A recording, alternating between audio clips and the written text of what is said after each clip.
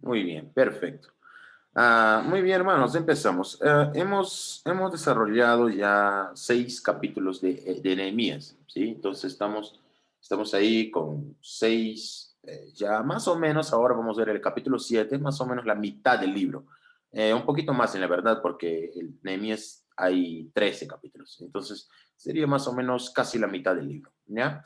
Muy bien, hermanos, hemos visto con todos los hermanos encargados hasta ahora, incluso yo, hemos visto sobre cómo Nehemías llegó en Jerusalén.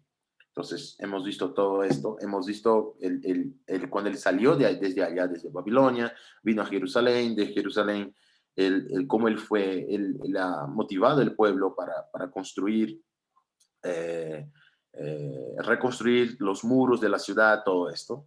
También vimos todos los problemas enfrentados que ellos estaban ahí teniendo problemas en la obra, en la reconstrucción. Esto está ahí en el capítulo 4, 5, todo esto hemos visto.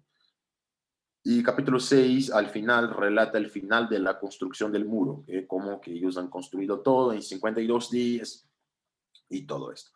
Este capítulo 7 ahora es un capítulo que yo ya he dado clases sobre él en Esdras capítulo 2. Voy a hablar con el hermano Juan Carlos porque él solo pone para mí los capítulos que son puras listas.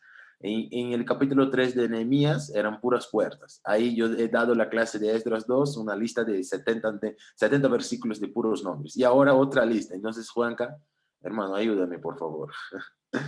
Entonces, pero estoy bromeando, pero vamos a leer ese texto y vamos a ver que podemos encontrar muchas cosas acá, porque no importa, es la Biblia y todo que está en la Biblia podemos aprender algo y podemos traer algo de aplicaciones para nuestras vidas. Muy bien, este capítulo que vamos a leer hoy día es el capítulo 7 de Nehemías. Este capítulo 7 es, si nosotros podemos cruzar él con Esdras, capítulo 2 desde el versículo 1 al 70. Entonces, todo el capítulo 2 de Esdras y es casi la misma cosa es igual, la misma cosa de Nehemías capítulo 7, ¿ok? Entonces, para que sepamos bien, si tú lees Esdras, capítulo 2 tú vas a leer básicamente la misma cosa. Hay unas diferencias pequeñas, por ejemplo, acá en Nehemías al final él da algunos detalles que Esdras no da, eh, pero, pero así es. Entonces, empezar una construcción acá ahora, no sé, entonces si sale bulla es porque están construyendo algo acá. Estamos en otro departamento, entonces no sé qué pasa. Muy bien. Uh, Muy bien. Hermanos, esto es interesante. No he puesto acá, pero si tú buscas en la internet así, apócrifo primera Esdras, tú vas a encontrar un archivo que está en español. Y si tú quieres, hablas conmigo después que te pueda enviar este archivo.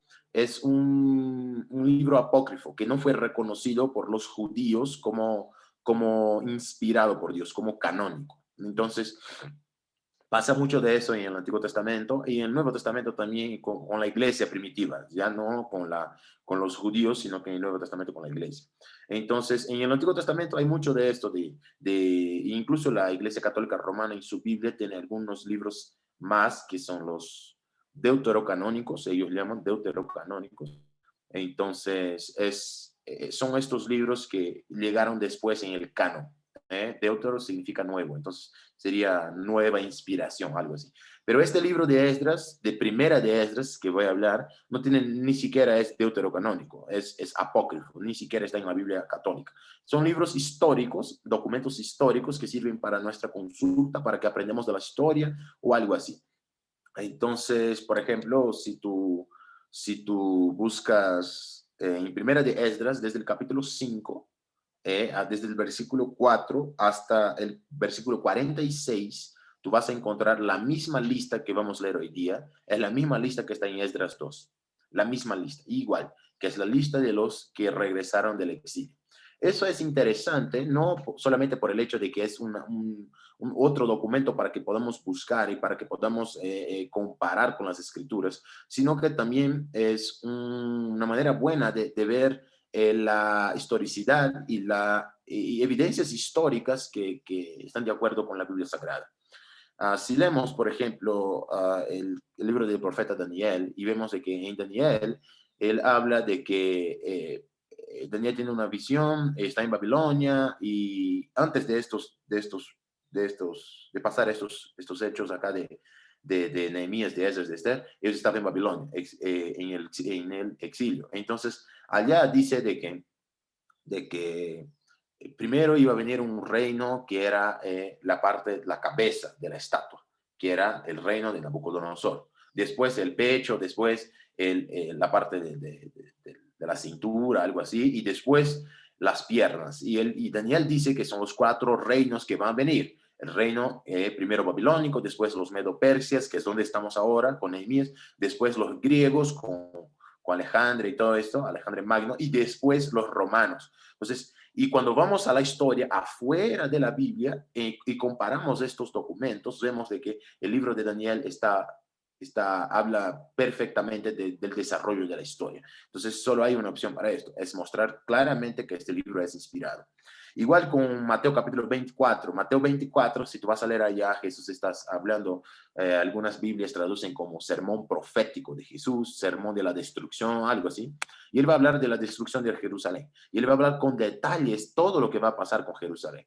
Y si tú lees, por ejemplo, quizás documentos del Imperio Romano, tú puedes encontrar en el año 68, cuando Vespasiano llegó con Tito para destruir Jerusalén, y esto fue consumado en el año 70, tú vas a ver que esto pasó exactamente como Jesús habló que pasara. Entonces, vemos otra cita bíblica de que el libro es inspirado. Y acá igual, cuando vemos esta lista que está en Nehemías y comparamos con la lista que está en Esdras, y comparamos con la lista que está afuera de la Biblia, en un documento que ni siquiera es bíblico, un documento histórico, vemos de que es una manera de probar de que la Biblia es un libro inspirado, que la Biblia es verdadera, que lo que está acá no es pura invención del hombre, no es que el hombre sacó de su cabeza, puesto acá y sí, no. La Biblia es un libro que hay sentido, es un libro inspirado por Dios. ¿Ok? Entonces, vamos a empezar con el desarrollo de la lección. Hermanos, no he puesto diapositivas, esto no es mucho mi cara, no me gusta mucho hacer esto. Entonces, quiero invitarles a que abran sus Biblias en Nehemías capítulo 7 para que podamos leer juntos. ¿Ya? Nehemías capítulo 7. Les voy a dar 10 segunditos para que ustedes puedan abrir. Nehemías capítulo 7, porque ahí vamos a leer todo el texto de una vez y después vamos a volver y vamos a ver punto a punto.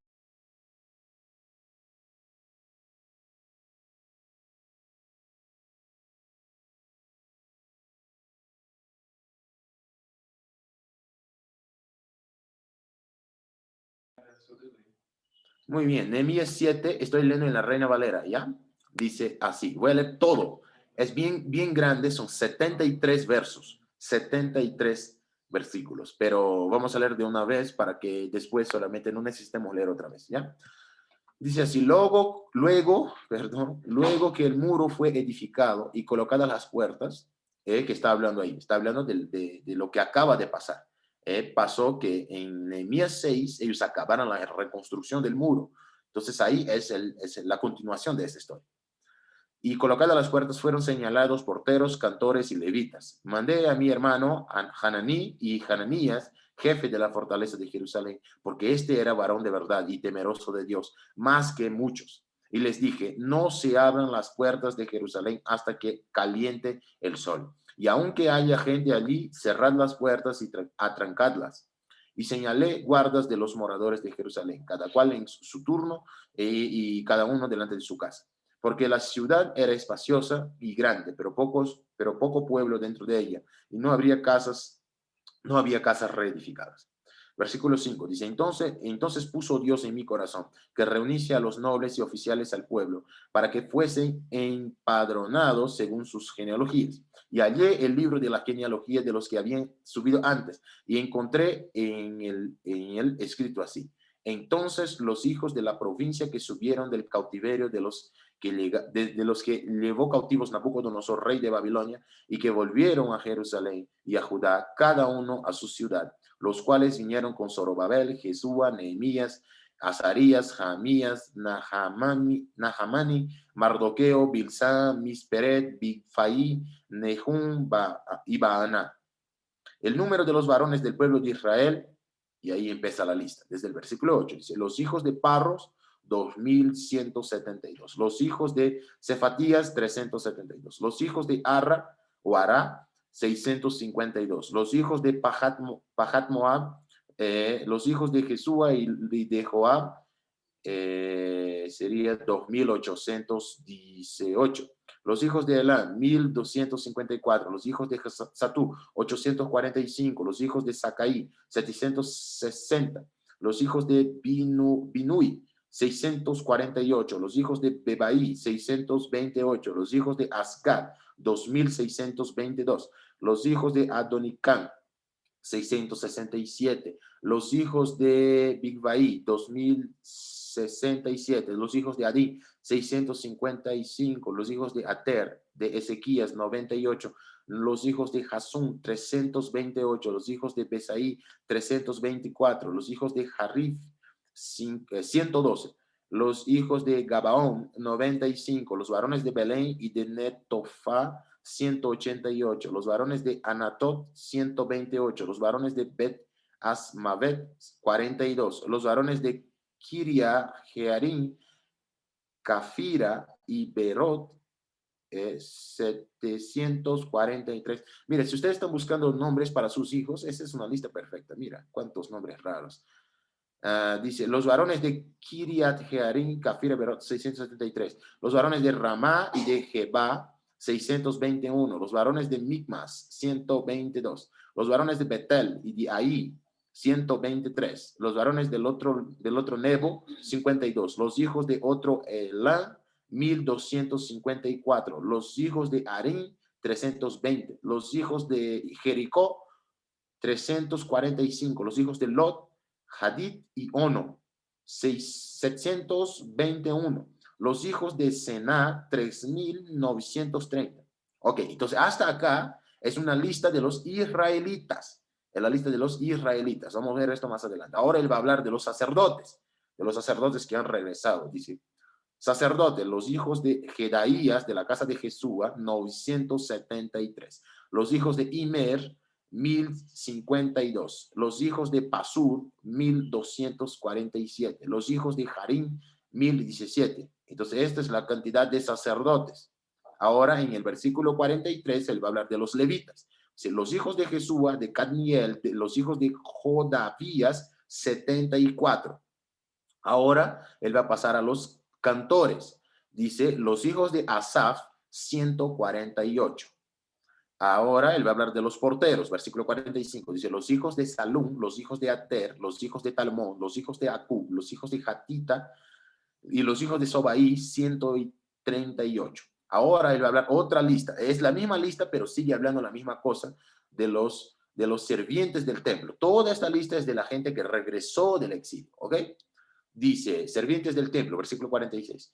Los hijos de Sija, los hijos de Jasufa, los hijos de Tabaó, los hijos de Queros, los hijos de Siaja, los hijos de Padón, los hijos de Lebana, los hijos de Hagaba, los hijos de Salmaí, los hijos de Canaán, los hijos de Gidel, los hijos de Gajar, los hijos de Reaía, los hijos de Resín, los hijos de Necodá, los hijos de Gazán, los hijos de Usá, los hijos de Paseja, los hijos de Besaí, los hijos de Mejunín, los hijos de Netfisesín, los hijos de Bakduk, los hijos de Jacufa, los hijos de Jarjur, los hijos de Baslut, los hijos de Mejida, los hijos de Jarsa, los hijos de Barcos, los hijos de Císara, los hijos de Tema, los hijos de Nesía, los hijos de Hatifa. Ahora versículo 57. Los hijos de los siervos de Salomón, los hijos de Sotaí, los hijos de Soferet, los hijos de Perida, los hijos de Jalá, los hijos de Darcón, los hijos de Gidel, los hijos de Cefatías, los hijos de Hatil, los hijos de Keret Hasebaín, oh my God, los hijos de Amón, todos los sirvientes del templo y hijos de los siervos de Salomón, 392. Ahora versículo 61, estamos casi acabando, hermanos, no se duerman. Dice, Y estos son los que subieron de Telmelá, Telharsa y Kerub, Adón y Mer, los cuales no pudieron mostrar a la casa de sus padres ni su genealogía eran de Israel. Los hijos de Delaía, los hijos de Tobías, los hijos de Necodá, 642. Y de los sacerdotes, los hijos de Jabaía, los hijos de Cos y los hijos de Barzilai, el cual tomó mujer a las hijas de Barzilai, Galaadita, y se llamó del nombre de ellas. Estos buscaron su registro de genealogías y no se halló. Fueron excluidos del sacerdocio y les dijo el gobernador que no comiesen de las cosas más santas hasta que hubiese sacerdote Urim y Tumim. Toda la congregación junta era de 42.360, sin sus siervos y siervas, que eran 7.337, y entre ellos había 245 cantores y cantoras, sus caballos 736, sus mulos 245, camellos 435, 6.720. Y algunos de los cabezas de familias dieron ofrendas para la obra. El gobernador dio para el tesoro 1,000 dracmas de oro, 50,000 tazones y 530 vestiduras sacerdotales. Los cabezas de familia dieron para el tesoro de la obra 20,000 dracmas de oro y 2,200 libras de plata. Y el resto del pueblo dio 20,000 dracmas de oro, 1,000 libras de plata, 67 vestiduras sacerdotales. Y habitaron los sacerdotes, los levitas, los porteros, los cantores, los del pueblo, los sirvientes del templo y todo Israel en sus ciudades. Entonces, y ahí Esdras viene en el otro mes para leer la ley. Muy bien, hemos terminado, gracias a Dios, 20 minutos de pura lectura. Entonces, muy bien, esta es la lista de los que regresan del exilio. Esta es la lista de los que regresan del exilio. Entonces, ¿qué vamos a hacer ahora? Nosotros vamos solamente a desarrollar esta lista. Vamos a ver punto a punto y he dividido acá en bloques de versículos, ¿ok? Primero vamos a ver del versículo 1 al versículo 4. Entonces, olvida todo lo que ya hemos leído, sino que enfocas en ese versículo al 4, que él va a decir así: luego que el muro fue edificado y colocadas las puertas, fueron señalados los porteros y cantores y levitas. Mandé a mi hermano Hananí y Hananías, jefe de la fortaleza de Jerusalén, porque este era varón de verdad y temeroso de Dios más que muchos. Y les dije: no se abran las puertas de Jerusalén hasta que caliente el sol, y aunque haya gente allí, cerrad las puertas y atrancadlas. Y señalé guardas de los moradores de Jerusalén, cada cual en su turno, y cada uno delante de su casa, porque la ciudad era espaciosa y grande, pero con poco pueblo dentro de ella, y no había casas reedificadas. Entonces, Nehemías está dando para nosotros cómo estaba el pueblo. Sí, el templo ya estaba listo, porque Esdras ha venido antes, entonces ya habían reempezado esto del templo. El muro ahora ya estaba construido porque Nehemías terminó junto con el pueblo en el capítulo 6, ahora estamos en el capítulo 7. Entonces, ok, el templo estaba allá, el muro estaba allá, entonces la ciudad estaba, entre comillas, más o menos organizada, pero el problema es que no había como dice, personas suficientes. Las casas todavía no todas no estaban reedificadas, porque el pueblo primero estaba enfocado en esto. Y hemos visto con el hermano Raúl de que hay un bloque, un espacio de tiempo entre los reyes, que la obra para el templo quedó parada, no estaban funcionando. Entonces, esto es. Entonces, ahí la ciudad está más o menos organizada, más o menos. Y Nehemías divide el trabajo, él pone las funciones, pone para los que trabajan en las puertas, los que fueron para trabajar como porteros, cantores y levitas en el templo. Y ahí él dice que habla de dos hombres, su hermano Hananí y el otro Hananías, que es jefe de la fortaleza, porque este varón él temía a Dios, era varón de verdad. Acá está entre paréntesis en la Reina Valera. Y él dijo de que no debería abrir las puertas de Jerusalén hasta que caliente el sol. O sea, sería más o menos hasta el mediodía, cuando está bien fuerte el sol. Generalmente no era así que funcionaba. Generalmente la ciudad se abría en la mañana. Cuando sale el sol, tempranito, ellos abrían las puertas y hacían todo eso. Pero probablemente que esta razón, porque Nehemías dijo de que no quería que las puertas fueran abiertas antes de que caliente el sol, o sea, cuando esté bien fuerte, más o menos al 11 de la mañana, mediodía. ¿Por qué? Porque, como él explica después, hay poca gente en la ciudad, no hay mucha gente. Entonces, si ellos sufren un ataque, ellos podrían defenderse con las puertas abiertas al mediodía, porque todos ya estarían despiertos. Entonces, esto es la idea. Es cuestión de seguridad mismo. Muy bien, entonces pasamos a la parte más grande del libro, más extensa de este capítulo, que es la lista. Primero vamos a ver del versículo 5 al 7, de que Nehemías dice que entonces puso Dios en mi corazón. La misma manera como él ya habló antes de salir de Babilonia, él habló eso, de que Dios había puesto en su corazón. Cuando llega en Jerusalén y empieza a hacer su procesión, como hemos visto con el hermano Juan Carlos, él dice que Dios puso en su corazón. Entonces acá él habla de la misma manera, él sigue hablando de la misma manera, que Dios puso en su corazón para que él pudiera reunir a los nobles, a los que tenían todo esto, estas informaciones, para dividir el pueblo, para saber quién ha llegado, cómo fue las genealogías, hacer esta lista para ver quién llegó antes, quién llegó después, entender bien. Entonces él empieza la lista desde el versículo 6, y igual es la misma lista que está en Esdras capítulo 2 y en primera Esdras capítulo 5. Entonces es la misma lista, ya está hablando de la misma cosa. Él habla de que desde el versículo, ¿dónde está? El versículo 6 dice, estos son los hijos de la provincia que subieron del cautiverio de los que llevó cautivos Nabucodonosor.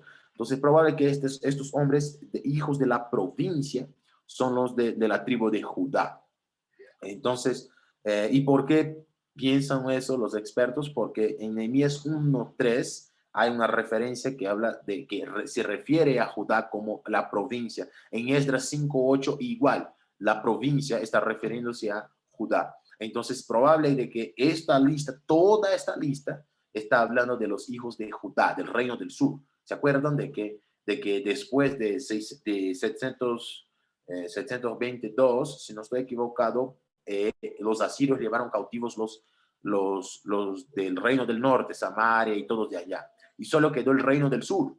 Y después de esto, del reino del sur, pasó un tiempo, desde 586, 606 más o menos, Babilonia ya llegó el otro grupo para Babilonia. Entonces, porque los asirios cayeron para el imperio babilonio, entonces acá solo está hablando de la provincia, de los hijos de Judá, del reino del sur, ¿ya? Entonces, para que sepan. Y muy bien, y él empieza desde el versículo, no vamos a leer, pero desde el versículo 8 hasta el versículo 38, es bien larga esto, está hablando solamente, mira, él dice así, y solo para que entendamos bien, los cuales vinieron con Zorobabel, esto está en Esdras, si tú lees Esdras, tú vas a ver que ellos vinieron primero, el primer grupo regresó con Zorobabel, y él va a decir también que vinieron con Jesús, ese Jesús es el mismo, es el hijo del sacerdote, que está en Ageo capítulo 1, versículo 1, habla de un Jesús allá. Es este Jesús, es el mismo hombre. Nehemías, este Nehemías no es este del libro, es otro Nehemías. Es que Nehemías es un nombre bien común, como, no sé, Juan hoy día. Hay varios Juanes en la calle, entonces eh, eh, es un nombre bien conocido. Después él va a hablar de Azarías, Ramías, Nahami, Mardoqueo. Ese Mardoqueo no sé si es el primo si es de la familia de Esther, no sabemos si es de la familia de Esther, porque el nombre es igual, es un nombre que viene del imperio Medo-Persia, pero no sabemos si es él. Después él sigue con, sí, y él va a decir Nahum, Misperet, todo eso. Ok, y él va a decir, el número de los varones del pueblo de Israel, y él va a empezar desde el versículo 8 hasta el versículo 38, es una lista de los israelitas, es una lista de los que regresaron, que eran hombres de Israel. Algunos, por ejemplo, serán, si tú buscas acá, tú vas a encontrar por los nombres de la familia, por ejemplo. El versículo 8 dice, los hijos de Parós, 2172. Ese Parós probablemente el nombre de algún hombre de allá que era israelita, era del reino del sur de Judá, y tuvo su familia, sus nietos, sus bisnietos, toda su familia allá, sus hijos, sus cosas. Entonces probablemente que ha regresado 2000 personas solamente de esta familia, de este hombre llamado Parós.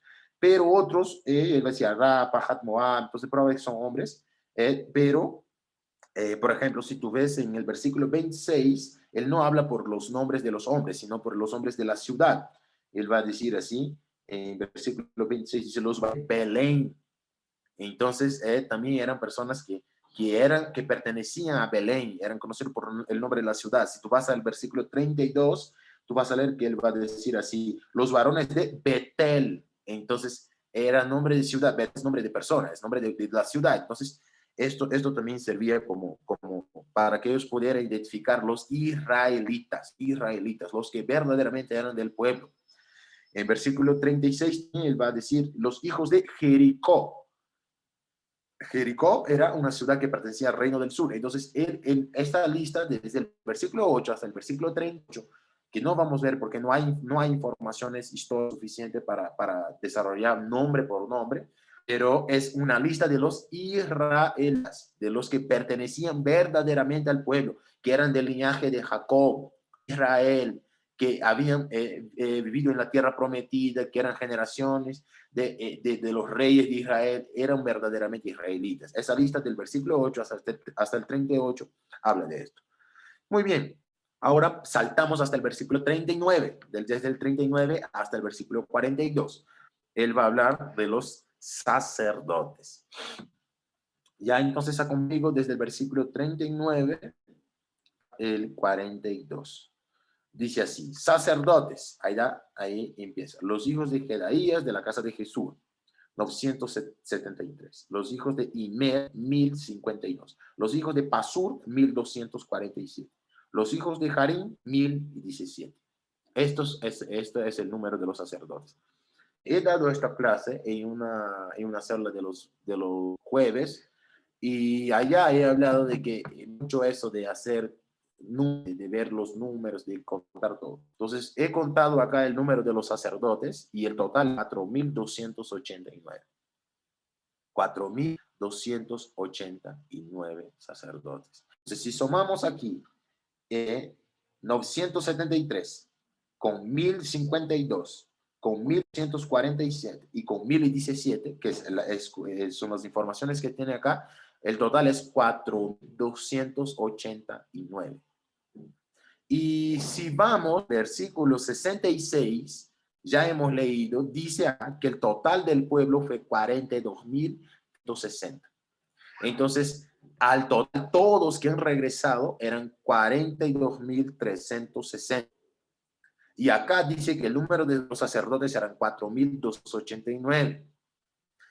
Cuando hacemos proporciones matemáticas de que eso es más o menos 10,1% de la cantidad del pueblo total.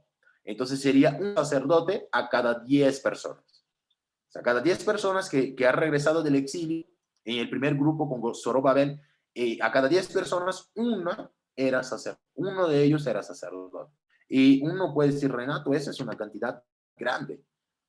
Imagínate que en nuestra congregación, a 10 personas nosotros tenemos un anciano, a cada persona es un anciano, o sea, la congregación ancha tiene, no sé, 100, 120 miembros, no sé, nos tendríamos que tener 10 o 12 ancianos. Mira, sería una cantidad buena de ancianos. Tenemos 4, pero imagínate, es bueno.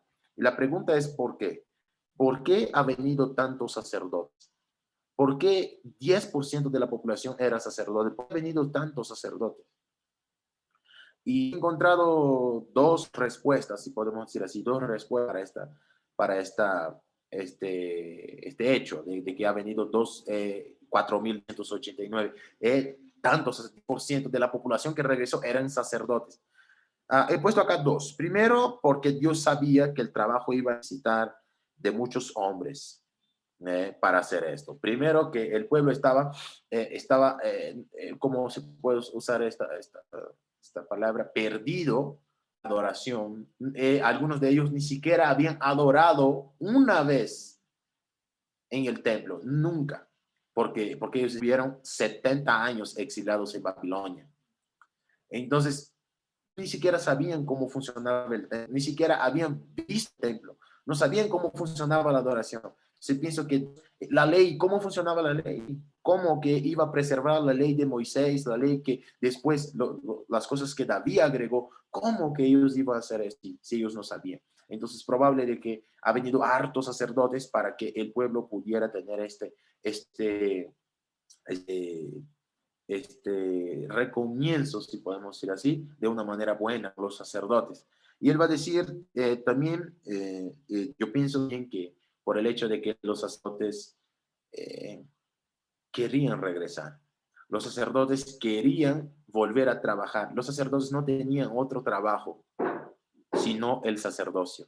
Los sacerdotes solamente trabajaban para el templo, ellos no hacían otra cosa de la vida, solamente trabajaban para el templo. Y probable que allá en Babilonia, como no había templo, ellos no eran sacerdotes en Babilonia, entonces es probable de que allá ellos empezaron otros negocios, hacían otras cosas, pero no tenían su vida normal, como Dios había apartado ellos desde Éxodo, con el linaje de Aarón y todo esto, para el sacerdocio. Entonces, probable que el pueblo estaba ahí, esta parte del pueblo estaba con ganas de regresar, con ganas de volver a trabajar para el Señor, porque imagínate, imagínate, por ejemplo, les voy a dar dos ejemplos. El primero tiene que ver con lo que he dicho antes, de que Dios sabía que el trabajo iba a ser bien duro, que la ley necesitaba ser leída otra vez, eso va a pasar en el capítulo 8. Sabía que había demasiado trabajo en el templo para que los sacerdotes pudieran hacer, entonces por eso ha regresado hartos. Pienso esto bien parecido como cuando vamos a empezar un trabajo evangelístico, cuando los hombres y sus esposas y sus hijos y sus familias dejan sus países, dejan sus departamentos y se van a otros sitios para predicar el evangelio, para sembrar una iglesia de Cristo, como por ejemplo, acá tenemos el hermano Hipólito, que muchos años atrás salió de Estados Unidos y vino a Cusco para, para, para predicar el evangelio, y mira cuántos frutos tenemos por la vida de este hombre. Igual los hermanos de Estados Unidos, los que vinieron para la iglesia en Yayu, para sembrar la iglesia, vinieron para pasar, me han dicho que fue creo que 3 años, después 5 años, después acabaron quedando 10 años.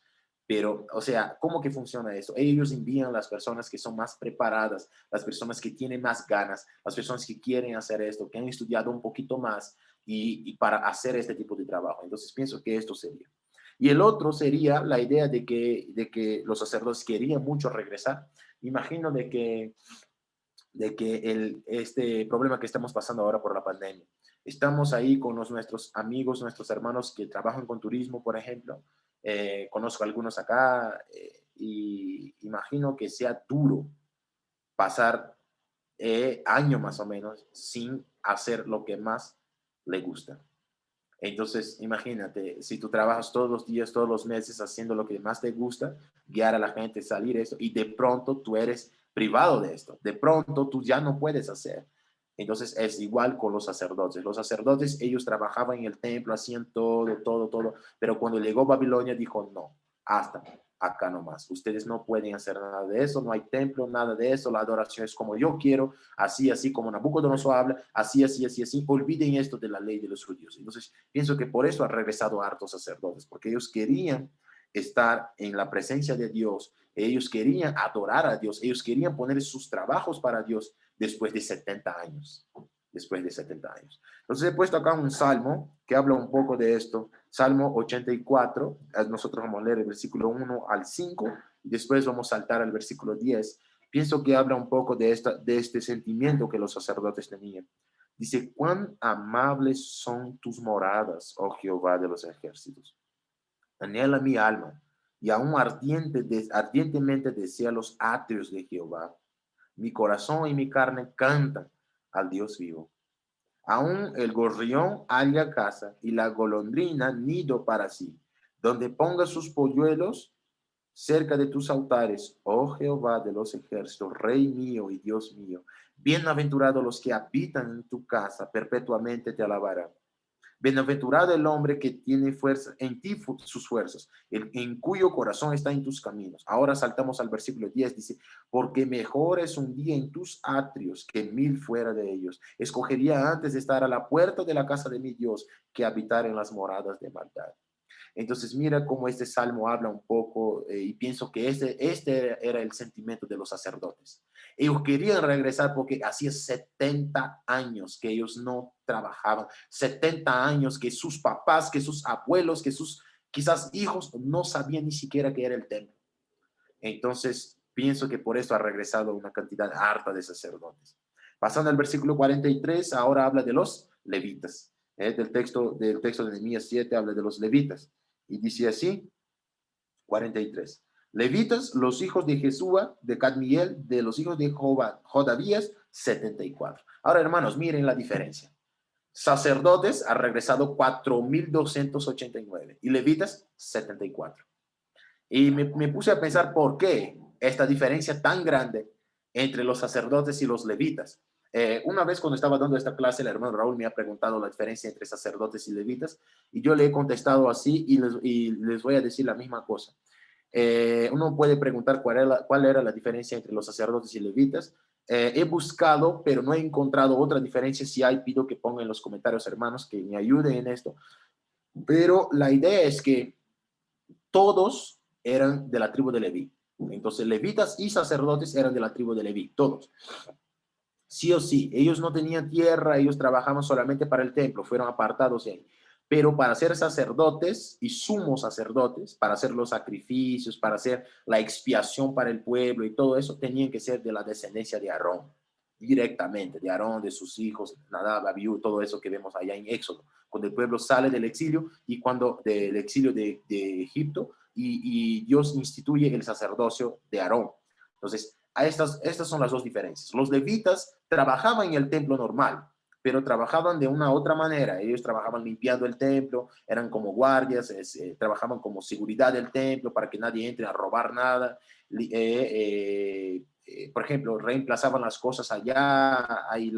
Había antes en el templo, había la tapa donde ellos llenaban de agua para uno se purificar si había tocado en algún animal impuro o alguna gente impura de otros. Entonces, los levitas trabajaban así, limpiando como seguridad y así, así. Y los sacerdotes, que también eran obligatoriamente levitas, pero eran directamente descendientes de Aarón, ellos eran encargados de los sacrificios, de guiar directamente al pueblo en adoración a Dios, de hacer los sacrificios, de hacer la expiación por el pueblo una vez al año, de hacer todo, de guiar el pueblo, de manejar la ley. Ellos eran encargados de eso. Entonces, ¿por qué ha venido 4.289 sacerdotes y solamente 74 levitas? Estaba buscando, he visto que si vemos al final de otros libros, vamos, y también vamos a la historia, vemos de que el pueblo tenía una buena vida en Babilonia, al final del exilio, no antes, no antes. Al final del exilio, al final de estos 70 años, cuando ya el imperio medo-persa ya entró y dominó Babilonia, Ciro les ha dado tranquilidad. Ellos no eran esclavos y necesitaban adorar, hacer todo como los babilónicos obligaban.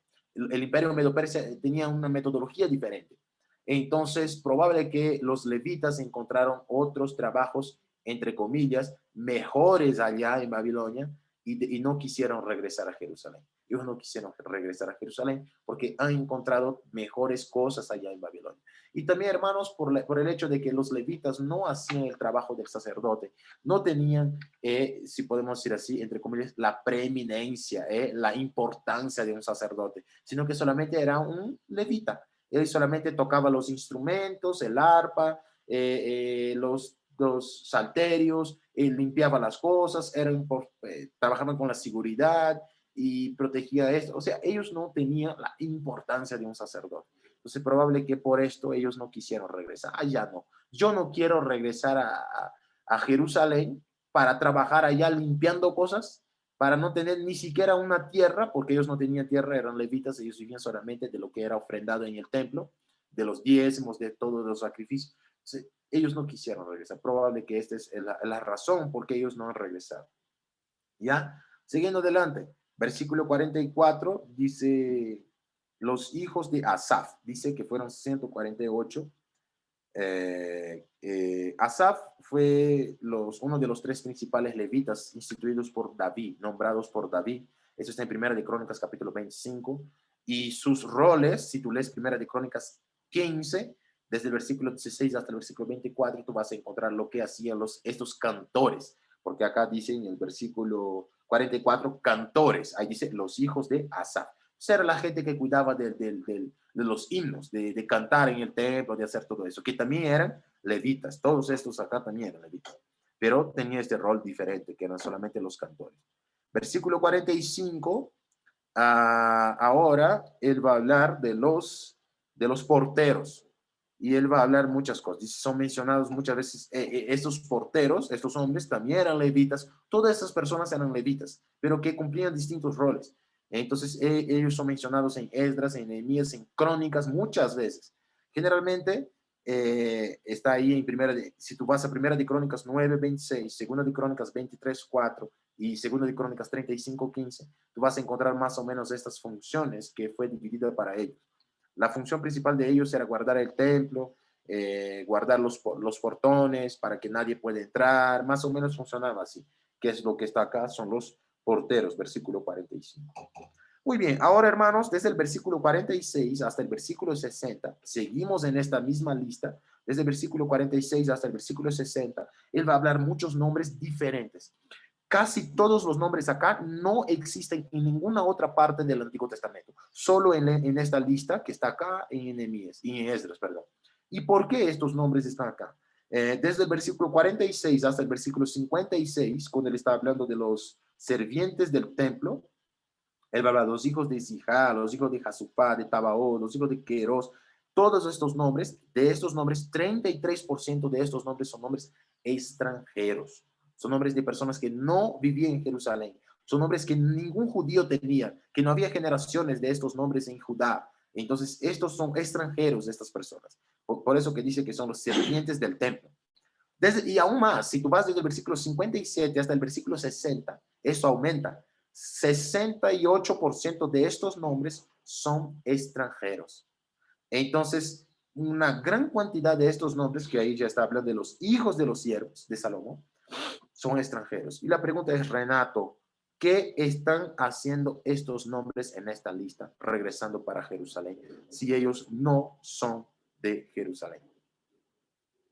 Entonces, la respuesta es que, ¿quién son estas personas? Imagínate que tú estás haciendo una lista de los miembros de la iglesia en Huanchac. Y ahí tú empiezas a poner el nombre. Alan, Ayana, Cícero, Luciano, Claudia. Esos no son nombres de peruanos. ¿Por qué estos nombres estarían dentro de la lista de miembros de Huanchac? Por ejemplo, Alan, Ayana son nombres de mi familia. Entonces, ahí tú podías entender, porque son familias de Renato, quizás están viniendo a Perú y ahora son miembros de Huanchac, están viviendo en Perú, algo así. Esta es la idea. ¿Cómo que estos nombres, que casi todos son extranjeros, qué están haciendo ellos acá en esta lista de israelitas regresando del exilio? La respuesta es que estos hombres que dice acá, tanto en el versículo 46, que va a hablar de los sirvientes del templo, cuanto en el versículo 57, que va a hablar de los hijos de los siervos de Salomón, probable que son cautivos de guerras de Salomón y de David. Entonces, probable que David y Salomón salían a pelear, ganaban las guerras y traían el pueblo, y estos pueblos, estos hombres, estas mujeres, eran esclavos ahora de ellos. Entonces David ponía a ellos para servir el templo, para apoyar a los levitas, para trabajar acá, para trabajar allá, y ellos fueron exiliados en Babilonia también. Cuando Nabucodonosor llegó, llevó todos, no fue solamente el pueblo israelita, sino que llevó a todos. Entonces allá en Babilonia ellos tuvieron hijos, nietos y todo esto. Entonces esta es la razón por qué estos nombres raros están acá en esta lista. Muy bien, ahora seguimos desde el versículo 61 a 65. Vemos una especie de problema, es que el pueblo, acá dice que 3 familias sacerdotales no han conseguido probar su genealogía, no han logrado comprobar para el pueblo de que verdaderamente ellos eran israelitas, no han logrado hacer esto. Entonces, imagínate que si tú vas a, por ejemplo, ya les voy a dar el mismo ejemplo que hablé la otra vez. Imagínate que mi abuelita, yo tengo una abuelita, tiene 85 años, ella está en Brasil, es la mamá de mi papá. Y ella muere ahora. Ya. Imagínate que ella tiene terrenos, casas y muchas. dinero en el banco, todo eso, ahorrado, todo eso. Y llaman a toda la familia para dividir los bienes. Mira, mi abuela se llama Amara. Amara falleció y estamos dividiendo toda la herencia por la familia. ¿Cómo yo voy a probar en la justicia que yo tengo derecho a recibir esta herencia, parte de esta herencia, si yo no tengo un DNI que comprueba que yo soy hijo de mi padre, Alan, que Alan es hijo de mi abuela, Amara? Entonces, si yo no tengo estos documentos, si yo no tengo esas pruebas para mostrar esta de mi genealogía, el juez no me va a dar. Solamente que yo tengo que comprobar esto jurídicamente para que ellos me puedan dar. Y esto pasó acá. Cuando Nehemías sacó el libro, que él dijo de que ha encontrado este libro, que de los primeros que han venido con Zorobabel en el periodo de Esdras, él dijo de que no encontró esta familia de los sacerdotes, estas tres familias, que dice acá, versículo 61. Y estos son los que subieron de Telmelá, Tel Harsa, Kerub, Adón y Mer, los cuales no pudieron mostrar la casa de sus padres, ni su genealogía, si eran de Israel. Entonces la gente regresó y no conseguían identificar dónde vivían. Wow, ¿dónde vivía mi padre? ¿Él vivía por acá o por allá? Porque la ciudad entera estaba destruida. Entonces no podían mostrar dónde vivían y ni siquiera tenían documentos en la genealogía para mostrar que verdaderamente ellos eran israelitas, hijos de sacerdotes. Entonces, ¿qué pasó? Pasó que ellos no pudieron ejercer, no fueron reconocidos como sacerdotes, como la ley dice, no fueron reconocidos como sacerdotes. Entonces, es lo que está acá en el versículo 64. Estos buscaron sus registros de genealogías y no se halló. Y fueron excluidos del sacerdocio y les dijo el gobernador que no comiesen de las cosas más santas hasta que hubiese sacerdote con Urí y Tumí. Entonces, ¿qué pasó? Pasó que ellos dijeron, no, nosotros sí somos sacerdotes, pero la gente, ellos no pudieron probar esto, geográficamente hablando, mostrando dónde era la casa y también por el registro de genealogías. Entonces, hubo este problema. ¿Y qué pasó? Pasó que el gobernador dijo, no, ustedes no pueden comer de las cosas de los sacerdotes, porque los sacerdotes tenían este derecho de comer de los diezmos, de las ofrendas, de las cosas del templo. Eran para los sacerdotes, las viudas, los huérfanos, los inválidos, los extranjeros. Entonces, ellos no pudieran comer de estas cosas hasta que un sacerdote venga y haga el Urim y Tumim. De una manera rápida, el Urim y Tumim, vemos eso en Éxodo capítulo 28, vemos esto cuando el pueblo está en Josué capítulo 15, si no estoy equivocado, versículo 1, cuando el pueblo está echando suertes para empezar a dividir las tierras en Canaán, en la tierra prometida. De una manera rápida, era la manera como ellos creían que Dios manifestaba su voluntad. Cuando ellos echaban estas suertes, este Urim y Tumim, ellos pensaban que Dios estaba en el trasfondo manejando esto y mostrando cómo que ellos deberían actuar. Urim y Tumim son dos palabras hebreas. Urim significa de una manera genérica maldiciones y Tumim significa perfecciones. Entonces, generalmente cuando ellos echaban suertes, igual nosotros, cuando echamos la moneda, ¿cómo es que dice en español? ¿Cara o qué? Con cara o sello. Entonces, y ahí decimos, mira, si sale cara, tú haces esto. Si sale sello, tú haces aquello. A veces no hacemos esto. Mira, no sé si compro una tele. Wow, esta tele está muy bonita. Voy a echar acá, cara o sello. Si sale cara, yo voy a comprar. Si sale sello, yo no lo compro. Pues algo así. Entonces ellos pensaban que así Dios manifestaba su voluntad cuando no había un profeta para decir específicamente. Entonces, Urim, cuando salía Urim era no, no lo hagas. Cuando hacía Tumim era sí, puedes hacer. Era así como ellos pensaban. Esto está en todo en el Antiguo Testamento. Y no solamente en el pueblo israelita, sino que otros pueblos también hacían esto, de las suertes, echar suertes. Muy bien, ahora llegamos al versículo 66. Hermanos, ya estamos acabando, ¿ya? Versículo 66. Dice así. Vamos allá. Toda la congregación junta era de 42.360. Aquí está el problema. Acá está, no puedo decir problema, pero es algo difícil. Si tú haces las cuentas de todo lo que hemos visto, de los hijos de Paros, no sé cuántos, hijos de no sé qué, no sé cuántos, eso, no sé cuántos. Y si tú sumas todo esto, tú nunca vas a llegar a este número 4.330.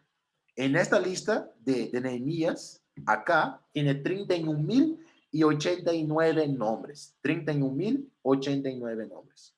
En la lista de Esdras, si tú vas al otro libro de la Biblia, tú vas a encontrar 29.818 nombres. Y si tú vas a Primera de Esdras, que es el libro apócrifo, tú vas a encontrar 32.600 nombres. Y acá dice que hay 42.360. ¿Dónde están esas 11.000 personas? Esas 10.000 personas. Entonces, algunos dicen de que hay dos posibilidades. La primera es que ellos no estaban contando las mujeres y los niños. Carlos Valpartida dijo de que son mujeres, ¿sí? Puede ser. Algunos dicen que no estaban contando las mujeres y los niños, porque si tú lees, si tú regresas allá hasta el versículo 8, ¿qué dice el versículo 8? Dice, no, perdón, el versículo 7 al final dice, el número de los varones del pueblo de Israel, y empieza, los hijos, entonces quizás esto no estaban contando las mujeres y los niños. O sea, algunos pueden decir eso. Renato, no estaban contando las mujeres y los niños. O sea, por esto hay esta diferencia de 10 o hasta 12.000 personas, depende de la lista que tú estás buscando. Y otros dicen que esta es una manera de ver, y la otra es decir, estos solamente son el pueblo de Judá. Este es solamente el pueblo de Judá. Y estos son los otros que regresaron de las otras tribus, no están mencionados acá. Porque se acuerdan que al inicio él dice que estos son los hijos de la provincia. Entonces es probable que quizás estos solamente están hablando de la lista de personas de Judá, no de todas las tribus de Israel, solamente de Judá.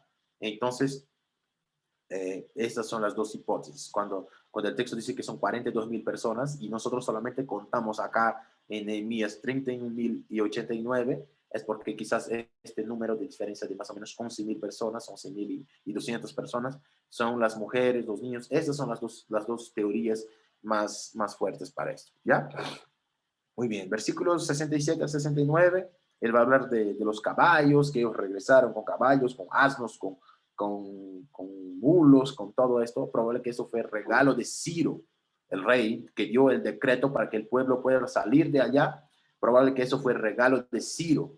Caballos eran usados por los reyes y generalmente los burros, los mulos, los asnos eran usados para cargar cosas pesadas, así. Entonces es probable que él ha arreglado para que ellos regresen tranquilos para su tierra. Versículos 70 hasta el 73, que son los últimos tres versículos que acaba el texto, dijeron de que cuando ellos regresaron a la ciudad y ellos ya habían visto el templo. ¿Por qué? Porque el templo ya había sido reconstruido por Esdras. Estamos en ese bloque de tiempo que primero vino Esdras, después Nehemías, y entonces ese es el punto. Entonces el templo ya existía, ya estaba más o menos por ahí. Y ahí viene, ellos hicieron ofrendas, 328 kilos de oro, que fueron 8 de los gobernantes, 160 del pueblo, 160 del otro, y a total 328. De 1.520 kilos de plata, que fueron 320 de los gobernantes, 1.200 del resto del pueblo. Entonces ellos hicieron ofrendas para el templo.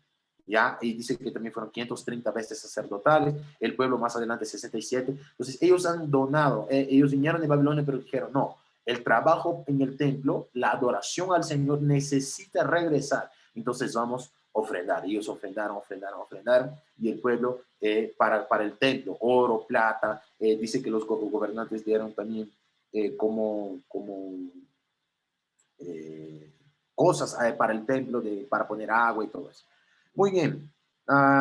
Hemos terminado todo el desarrollo de este capítulo 7. Esto es, hermanos, podemos ver mucho más cosas de lo que hemos visto, pero el problema es que el tiempo nos alcanza. Hay muchos otros detalles que podemos ver. Podemos hacer comparaciones con las otras dos listas, poner las tres listas para ver qué dice una, qué dice la otra, ir comparando poco a poco. Podemos hacer esto, pero el problema es que de eso debería ser una serie de estudios y no es posible. Estamos viendo capítulo por capítulo. Entonces, esto sería. Juan K. Denise dijo, wow, gracias hermano por el estudio. Esta misma lista está escrita en el libro de Esdras y terminó con la escrita terminó escrita en la Biblia. Dios dejó que estos nombres permanecieran por siempre para reconocer que eran su pueblo. De esa misma manera nosotros debemos preocuparnos porque nuestros nombres y nuestras familias se escriban en la lista de los hijos que obedecieron y amaron a Dios y terminaron con Él por la eternidad. Punto importante también que considera necesario un grupo para la alabanza como los cantores. Ajá, sí. Muy bien, gracias hermano Juanca por el comentario. Sí, eso es bien interesante. Vamos ahora a pasar a las aplicaciones. ¿Qué podemos aprender con ese texto? Porque solamente hemos visto detalles, números. ¿Qué podemos aprender con ese texto? Primero, hermanos, en el versículo, al inicio allá, en el versículo 2, dice que Nehemías puso dos hombres, Hananí, su hermano, y Hananías, jefe de la fortaleza, de la guardia. ¿Por qué? Y él va a decir, porque este era varón de verdad y temeroso a Dios más que muchos. Muchas veces nosotros no entendemos que el celo, este temor a Dios, automáticamente nos va a poner a tener celo por las cosas de Dios. Si nosotros tenemos este temor a Dios, como este hombre tenía, dice acá, porque era varón temeroso de Dios más que muchos. Entonces, Él nos va a poner, este temor nos va a poner este celo, cuando hablo celo, estoy hablando de la mejor manera, ¿sí? O sea, para que uno pueda hacer de la mejor manera, hacer las cosas siempre con ganas para agradar a Dios y todo esto. Entonces, cuando la Biblia dice que este hombre hacía esto, me puse a pensar de que muchas veces nosotros no recibimos roles más, ¿cómo puedo decir?, con más responsabilidades en la congregación, porque nosotros no tenemos ese temor a Dios y no ponemos nuestras ganas, no hacemos las cosas buenas para Dios como este hombre hacía. Entonces, hermanos, muchas veces falta eso en nosotros, falta este temor para que podamos, a través de este temor, con este temor, nos lleve a actuar de una mejor manera, a hacer las cosas mejores para Dios. Hermanos, hay un ejemplo personal de este temor, de estas cosas que he hablado ahora, de responsabilidad, como este hombre ha recibido la responsabilidad de cuidar de la ciudad, de gobernar la ciudad junto con Hanán, perdón. Una vez cuando fui bautizado, hace 2 años y poco, yo tenía problemas financieros, yo tenía problemas con deudas, yo no era un hombre confiable, de nada, sí. Yo era un mentiroso, todo eso, antes de ser bautizado. Y fui bautizado y una vez he dicho al hombre que me ha evangelizado, yo dije, mira, yo quiero ser un día un pastor de una congregación, como tenemos acá en Huancha 4 ancianos. Y él me ha dicho así, Renato, si tú no cambias esta manera como tú actúas con el dinero, nadie nunca, él dijo con esas palabras, nunca te va a confiar una congregación, porque tú no tienes temor a Dios para manejar tu dinero de la mejor manera. Y esto me afectó de una manera, hermanos. Ustedes, de verdad, ustedes pueden no entender. Esto me afectó de una manera de que automáticamente yo dije, wow, yo tengo que cambiar esto. Esto no puede permanecer así. Yo tengo que manejar bien mi dinero. Yo tengo que tener esta educación financiera. Yo tengo que saber cómo hacer esto para que un día yo pueda ser un pastor, para que un día alguien me pueda encargar una congregación. Obviamente que para ser pastor, para ser anciano, no es solamente esto. Hay varios requisitos, vemos en Timoteo y Tito, pero ese es uno. No es ser dado a sórdidas ganancias, ¿sí? a ganancias deshonestas. Entonces, esto es un punto, hermanos. Muchas veces nosotros dejamos de tener buenas responsabilidades para el servicio del Señor porque nosotros no tenemos ese temor como este hombre tenía. Acá dice que él tenía más que muchos. Él era reconocido porque tenía este temor. Entonces sería bueno que nosotros tengamos este temor a Dios para actuar de la mejor manera. Hermanos, vemos en el versículo que habla de los sacerdotes, de que vinieron 4.289, una buena cantidad. Y hermanos, pienso que la iglesia necesita de esto también.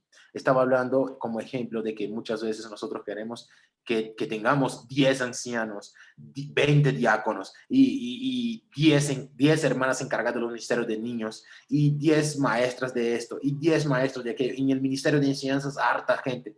Pero el problema es que no hay personas suficientes, hermanos, para esto. Los hermanos no quieren hacer el trabajo. Ese es un reto para nosotros, hermanos.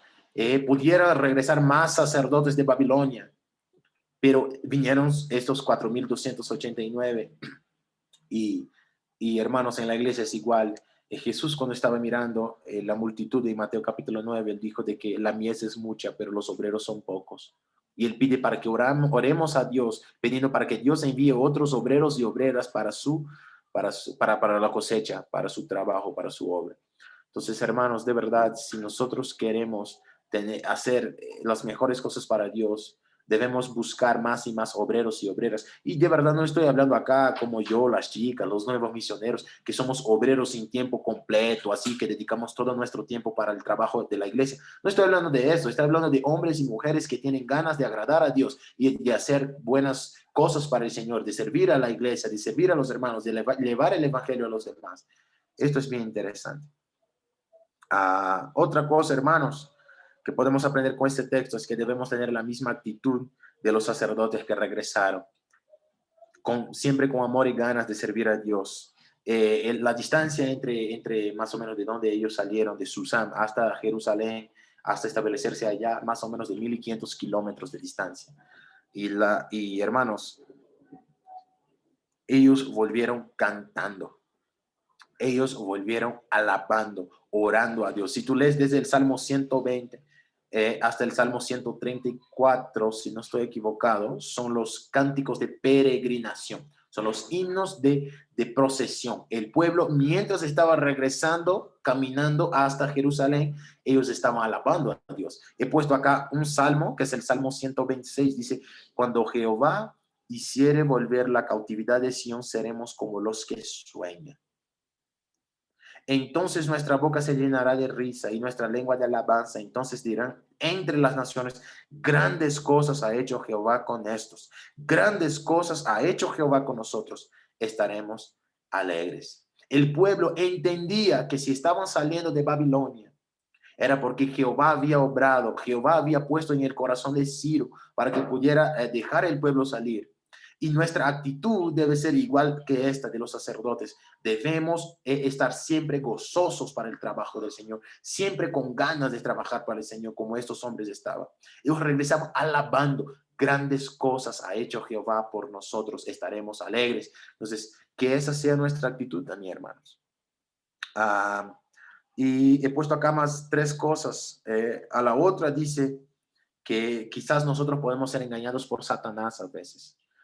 Hermanos, cuando hicimos la comparación entre los sacerdotes que han regresado, los 4.289, y los levitas que fueron solamente 74, la hipótesis, la idea es que ellos encontraron otra cosa mejor para hacer en Babilonia y no quisieron regresar a trabajar en Jerusalén.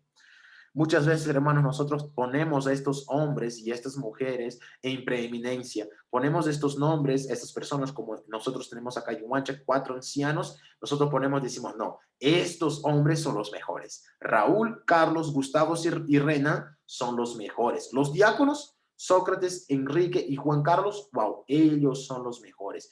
Ellos trabajan, ellos son los predicadores, ellos enseñan, ellos son los chéveres.